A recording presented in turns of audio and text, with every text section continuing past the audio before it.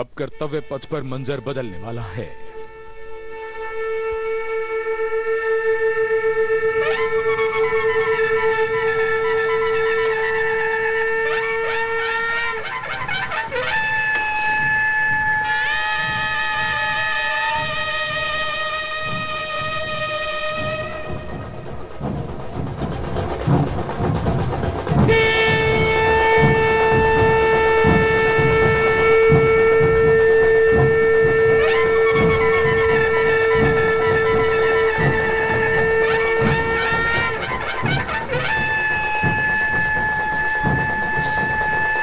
ये जो बैंड है इसमें 112 विमेन आर्टिस्ट वो प्ले कर रहे हैं और इनमें से जो 20 आर्टिस्ट है दे आर प्लेइंग ढोल और ताशा जो महाराष्ट्र के हैं, 16 आर्टिस्ट बजा रहे हैं दप्पू जो तेलंगाना से है,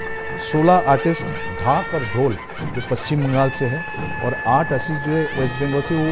शंखनाद कर रहे हैं और 10 आर्टिस्ट चेंदा बजा रहे हैं और 30 जो है वो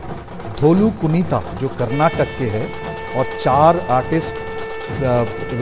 ईच नादस्वरम, तुतारी और सिम्बल्स रिस्पेक्टिवली बजा रहे हैं। तो ये जो है एक पैन इंडिया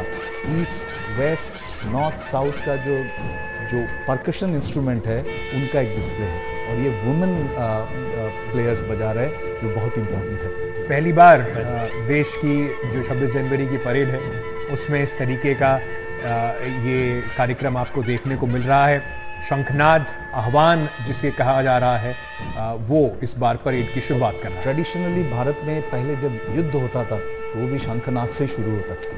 और जिसको हम रिवेली और रिट्रीट कहते हैं वेस्टर्न कॉन्सेप्ट में जी, वो इंडिया में भी वो शंखनाद से शुरू होता था। तो पहले जो लड़ाई होता था उसका बड़ा एक डिसिप्लिन होता था,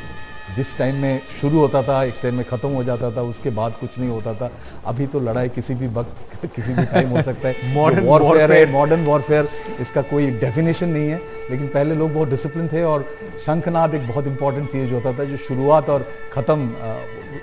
एक लड़ाई का एक दिन का वो ऐसे होता था। जी दूसरा अंकित इसमें ये देखना पड़ेगा, देखो हर बारी जब भी परेड होती थी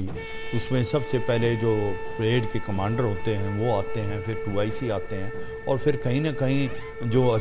परमवीर चक्र, अशोका चक्र वो आते हैं। मगर इस बार जो एक चेंज किया गया है कि ये जो वुमेन एम्पावरमेंट का 2 चीज़ें दिखाने की कोशिश की हैं, एक तो कहीं ना कहीं नारी शक्ति और एक कहीं ना कहीं इंडियनाइजेशन। ये जो लड़ाई शुरू होती है, ये जो की प्रतिक्रिया दिखाई जा रही है, भारत एक बड़ा और इतिहास बहुत इंपॉर्टेंट है। ये इसको सोच समझ के डाला गया है, कहीं ना कहीं हम अपनी रूट से कनेक्ट करें। अब इसके बाद परेड कमांडर जो lieutenant general GOC Delhi area के हैं, parade commander lieutenant general Bhavnish Kumar इस वक्त आपको दिखाई पड़ रहे हैं। दूसरी पीढ़ी के सैन्य अधिकारी हैं जो इस परेड को लीड कर रहे हैं। निगाहें आकाश की ओर, क्योंकि कानों में आ रही है हेलीकॉप्टर के रोटर ब्लेड्स की आवाज।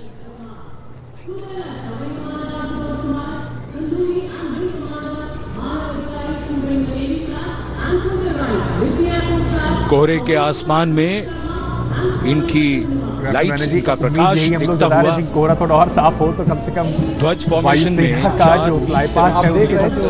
उड़ान भरते हुए सलामी मंच की ओर कर रहे हैं 1V फॉर्मेशन का नेतृत्व विंग कमांडर आनंद विनायक जनरली इनका जो तालमेल होता है जब परेड कमांडर मंच के सामने होता है, उसका जो टाइमिंग होता है। और आपको मैं ये बता दूं जो फ्लाई पास्ट होता है, इनकी जो एयरक्राफ्ट है वो देश के कोने कोने से आते हैं। कोई जोधपुर से टेक ऑफ हो रहा है, कोई जनरली जो टेक ऑफ एयरफील्ड रखा जाता है वो राजस्थान में रखा जाता है, क्योंकि वहाँ पर विजिबिलिटी इस टाइम में थोड़ा सा बेटर होता है पंजाब और हरियाणा के एयरफील्ड से। और वो वहाँ से आते हैं विभिन्न प्रांत के आके वो एक साथ फॉर्मेशन में मर्ज होते हैं और फिर ये आते हैं। तो इसमें दिखता बहुत सुंदर है, लेकिन इसके पीछे जो तालमेल होता है और ये जहाज जो होता है इनका जो तैयार करते हैं हमारे जो एयर वॉरियर्स, वो शायद सुबह 2 बजे से काम शुरू किया है, तब जाके आप सुबह वो ये शो विंडो में होते हैं, लेकिन उसके पीछे बहुत मेहनत और बिल्कुल लगन होता है। बिल्कुल, जो भी आप इस 90 मिनट में देख रहे हैं उसके पीछे समझ लीजिए पूरे साल भर की तैयारी है। और जैसे मैंने आपको बताया, इस वक्त आपको जीओसी दिल्ली एरिया के जो लेफ्टिनेंट जनरल भवनीश कुमार हैं वो दिखाई पड़ रहे हैं, परेड कमांडर। और जिस तरीके से अभी ग्रुप कैप्टन बैनर्जी बता रहे थे कि बिल्कुल जैसे ही वो सलामी मंच के सामने पहुंचे हैं और आपको फूलों की ये बरसात जो दिखाई पड़ रही है, ये भारतीय वायुसेना के हेलीकॉप्टर्स के द्वारा की जा रही है। दूसरा इसके अंदर अंकित ये भी देखना पड़ेगा, जो कि सेकंड इन कमांड है वो मेजर जनरल मेहता है, और उनका भी एक बहुत इंपॉर्टेंट रोल है, जिसको बोलते हैं चीफ ऑफ स्टाफ हैं वो दिल्ली एरिया के, सुमित मेहता। तो ये इंपॉर्टेंट चीज। और इनके पीछे अगर आप देखेंगे आएंगे गैलेंट्री अवार्ड विनर्स, बिल्कुल, तो वो जिस प्रकार से वो हैं परमवीर चक्र और अशोका चक्र। और इस बार जो आ रहे हैं एक तो Subedar Major Honorary Captain Yogendra Singh Yadav, ये जो कि 18 ग्रेनेडियर्स, आपको सबको याद है कारगिल की लड़ाई में जिस प्रकार से ये टाइगर हिल पे, जैसे आपने नाम लिया, उनकी तस्वीर भी अब इस वक्त बिल्कुल ये टाइगर हिल के एक प्रकार से, और बाकी जो 18 ग्रेनेडियर ने भूमिका की थी, तो वहां पर हीरो ऑफ परमवीर चक्र, बिल्कुल बहुत इंपॉर्टेंट, हीरो ऑफ कारगिल, तो ये बहुत इंपॉर्टेंट चीज है। और इसके बाद अगर आप देखेंगे कि सूबेदार मेजर संजय कुमार भी होंगे, जो कि 13 जैक राइफल्स के हैं, क्योंकि मैं जम्मू एंड कश्मीर राइफल का हूं, तो मैं अपने आप को कर सकता हूं, ये थे जो एक प्रकार संजय कुमार। और इसी प्रकार से अभी ये दिखाया जा रहा है योगेंद्र सिंह यादव को, जो कि 18 ग्रेनेडियर्स के हैं। और अब दिखाए जाएंगे इनके पीछे